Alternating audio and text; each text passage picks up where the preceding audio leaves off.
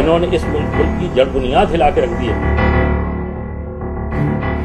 আজ থেকে ৮০ বছর আগে যে দলটির প্রতিষ্ঠা হয়েছিল ইসলামকে ভিত্তি করে, সেই রাজনৈতিক দল জামায়াতে ইসলামী নাকি ইসলামের শত্রু। শুধু তাই নয়, জামায়াতে ইসলামীর শীর্ষস্থানীয় নেতারাই দলটির রাজনীতির সঙ্গে নিজেদের সন্তানদের যুক্ত হতে দেন না, এমনকি তাদের সন্তানদের মাদ্রাসার শিক্ষাও দেন না।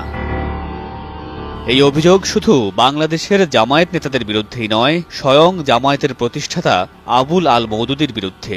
তার ৯ সন্তানের মধ্যে একজনকেও তিনি জামায়াত কিংবা এর ছাত্র সংগঠনের কাছে ঘেঁষতে দেননি। মওদুদীর সন্তানরা পড়েছেন পশ্চিমা আধুনিক শিক্ষা ব্যবস্থায়। ২০১৩ সালে ৩ দিনের সফরে ঢাকায় এসেছিলেন জামায়াতে ইসলামীর প্রতিষ্ঠাতা সৈয়দে আবুল আল মওদুদীর ছেলে হায়দার ফারুক মওদুদী। এক আলোচনায় তিনি বলেন, জামায়াতে ইসলামী বাংলাদেশ প্রতিষ্ঠায় বিরোধিতা করেছিল। সেই দলটি স্বাধীনতার ৪২ বছর পরও কিভাবে এদেশে রাজনীতি করতে পারে।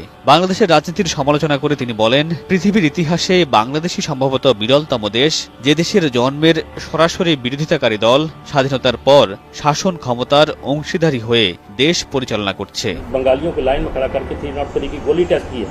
इन्होंने इस मुल्क की जड़ बुनियाद हिला के रख दी है। জামায়াতের সমালোচনা করে তিনি বলেন, ধর্মীয় রাজনীতির নামে জামায়াত ভণ্ডামি করছে। আমার বাবা সবসময় আমাদের জামায়াত থেকে দূরে রাখতেন। একজন মাদক ব্যবসায়ী যেমন চায় না তার সন্তানরা কেউ মাদক সেবন করুক, তেমনি বাবাও আমাদের জামায়াতের কর্মকাণ্ড থেকে দূরে রাখতেন, যেন জামায়াত ইসলাম হেরোইনের মতো ভয়ঙ্কর এক ড্রাগ।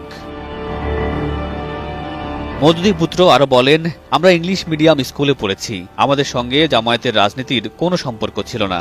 এমনকি জামায়াতকে আমরা ভালো রাজনৈতিক সংগঠন হিসেবেও মনে করতাম না, কারণ তাদের ভণ্ডামি আমরা কাছ থেকেই দেখেছি। उन्होंने कभी हमें कोई किताब नहीं दी पढ़ने के लिए कि ये तुम पढ़ो, कभी नहीं दी।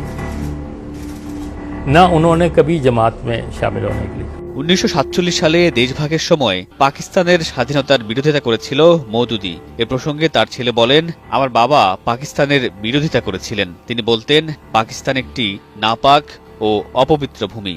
অন্যদিকে ১৯৭১ সালে বাংলাদেশের স্বাধীনতার সময় জামায়াতে ইসলামী বাংলাদেশের বিরোধিতা করেছিল।